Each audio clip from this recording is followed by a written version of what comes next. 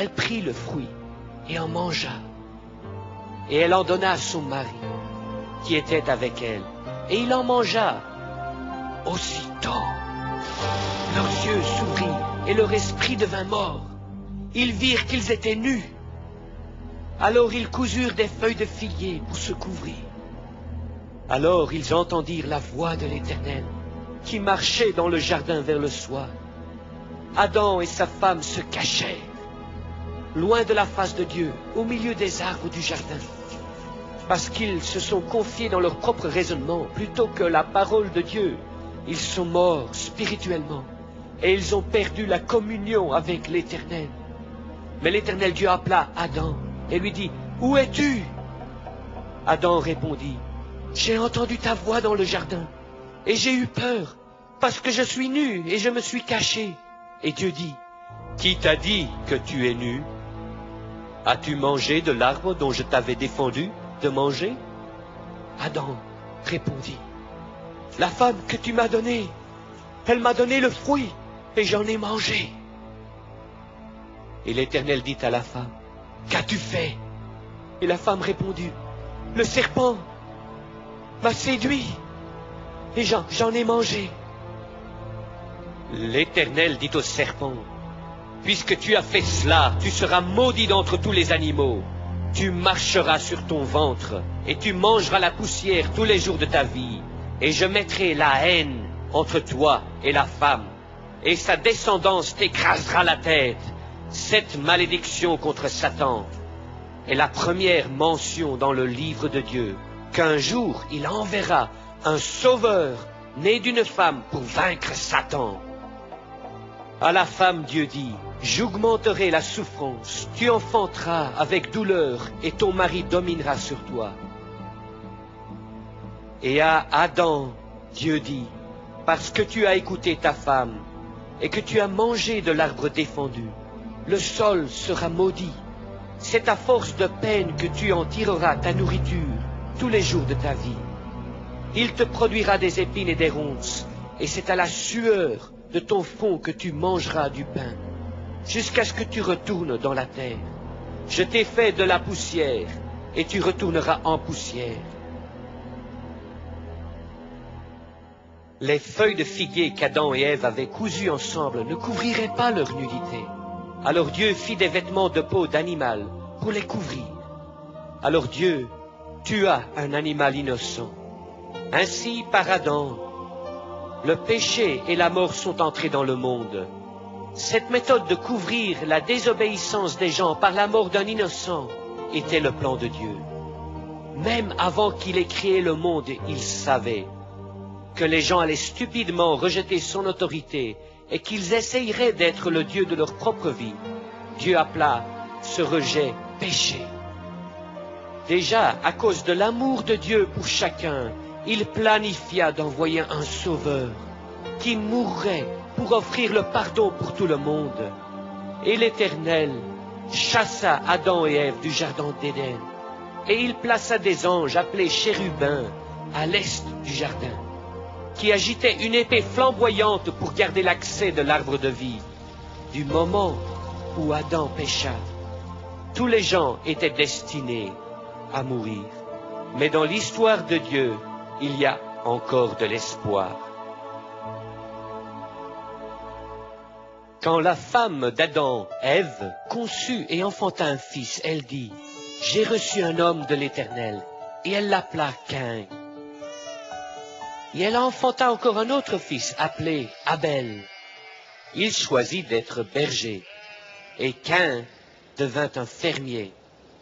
À un temps donné par Dieu, Caïn apporta sa récolte comme offrande à l'Éternel. Mais Abel apporta un agneau. L'Éternel porta un regard favorable sur Abel et son offrande. Mais il n'a pas agréé l'offrande de Caïn.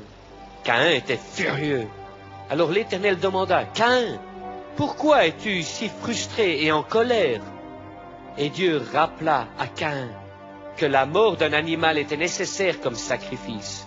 Comme les feuilles de figuier ne couvraient pas le péché d'Adam et d'Ève, l'offrande de plantes et de légumes ne pouvait jamais couvrir le péché. Dieu dit, que le refus d'apporter un animal en sacrifice démontre la rébellion de Caïn, qui n'adorait pas comme Dieu lui avait instruit. La Bible dit que le sacrifice d'Abel démontrait sa foi en Dieu, mais pas le sacrifice de Caïn. À travers les Écritures, Dieu révèle que sans le sang répandu, il n'y a pas de pardon. Mais Caïn refusa d'obéir à Dieu et d'apporter un animal pour sacrifice. Au lieu, il blâma le problème sur Abel, son frère.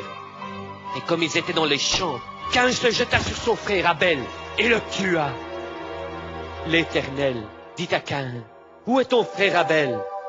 Caïn répondit, « Je ne sais pas. Suis-je le gardien de mon frère ?» Dieu dit, « Qu'as-tu fait? La voix du sang de ton frère crie de la terre jusqu'à moi. Maintenant, tu seras maudit sur la terre qui est couverte du sang de ton frère versé de ta main. » Puis Caïn s'éloigna de la face de l'Éternel. Sa rébellion contre Dieu causa le premier meurtre et la première famille brisée. Peu après, la nation entière campa vis-à-vis de la montagne dans le désert du Sinaï. Soudainement, il y eut des coups de tonnerre, des éclairs et une épaisse nuée sur la montagne. Le son de la trompette retentissait et les gens tremblaient. Alors l'Éternel descendit au milieu du feu et toute la montagne tremblait. Et l'Éternel appela Moïse sur le sommet de la montagne et il lui dit ces paroles. « Je suis l'Éternel ton Dieu qui t'a fait sortir du pays d'Égypte, de la maison de servitude. » Et comme l'Éternel parlait, il écrivait ces 10 commandements sur des tables de pierre. « Tu n'auras pas d'autre Dieu devant ma face. Tu ne feras pas d'idole et tu ne les serviras pas. Tu ne prononceras pas le nom de l'Éternel ton Dieu en vain. Souviens-toi du jour du repos pour le sanctifier. Honore ton père et ta mère. Tu ne tueras pas. Tu ne commettras pas d'adultère. Tu ne voleras pas. Tu ne mentiras pas contre ton prochain. Tu ne convoiteras pas la maison de ton prochain, ni sa femme, ni aucune chose qui est à ton prochain. » L'Éternel donna son standard parfait de sainteté par ses lois. Et il dit aussi à Moïse, « Que faire lorsque les gens violent ces lois ?» L'Éternel dit, « Tu dois bâtir un autel de terre, et tu me le consacreras. Et tu feras des sacrifices sur cet autel, et je te bénirai. Le sang couvrira ton péché, et je te pardonnerai. » Finalement, après 40 ans dans le désert, les Israélites, connus comme les Juifs, entrèrent dans le pays promis de Canaan. Malgré que les habitants de Canaan avaient entendu parler des actes puissants de Dieu, ils rejetèrent Jéhovah comme Dieu, et ils combattirent les Juifs. Mais Dieu les protégea comme ils s'établissaient dans le pays promis à Abraham, Isaac et Jacob. L'Éternel ordonna aux prêtres la tâche de surveiller les sacrifices des animaux et de diriger l'adoration. Une fois par année, le souverain sacrificateur allait derrière le voile sacré qui séparait les gens de la sainte présence de Dieu. Là, il représenta toute la nation devant l'Éternel. Plusieurs années après, les Israélites couronnèrent un roi nommé David. Dieu choisit David, et Dieu parla à son peuple par David et les prophètes. Quand les Israélites péchaient, l'Éternel parlait contre Israël par ses prophètes, en les avertissant que s'ils continuaient dans leur péché, il permettrait à une nation étrangère d'envahir leur pays. Malgré ces avertissements, Israël fut désobéissant et rebelle contre Dieu, en rejetant sa loi, et ils tuèrent les prophètes qui témoignaient contre eux. Finalement, après 800 ans de rébellion, Israël fut capturé et transporté hors de leur pays, vers Babylone. Mais Dieu continua de parler par les prophètes, pendant que les Juifs étaient en captivité. Certains de ces messages étaient des appels à la repentance, et d'autres furent des prophéties au sujet du Sauveur, qui viendrait pour sauver des pécheurs. Le prophète Michée prédit la ville exacte où le Sauveur naîtrait, et il décrit sa nature éternelle en disant « De Bethléem sortira celui qui régnera sur Israël, qui existe depuis l'éternité. » Dieu a même révélé que la venue du Sauveur serait de descendance de la lignée royale de David.